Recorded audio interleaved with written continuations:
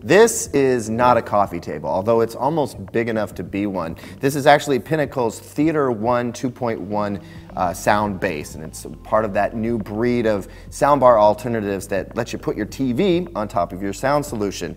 This is clearly oversized, and it's not just for fun. There's some reasons behind that. Let's take a look real quick. So let's pull off the speaker screen here, and you'll see that we've got two mid-range drivers and a 1-inch soft dome tweeter on each side, and the extra large width of this thing really helps separate those channels. That's going to give you a very clear definition of left and right and enhance some stereo effects.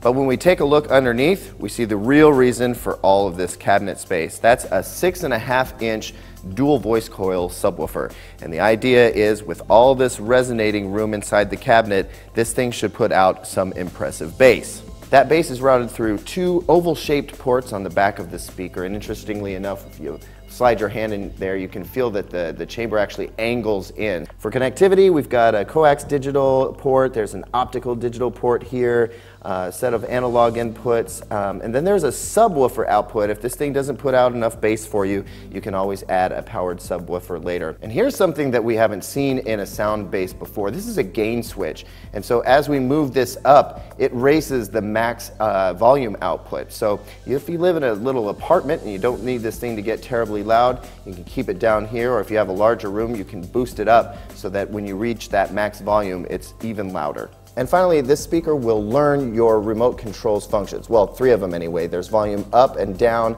plus a mute key here. So if you don't want to have to pick up the Pinnacle remote, then you don't have to. Just use your standard remote control for your television or cable box.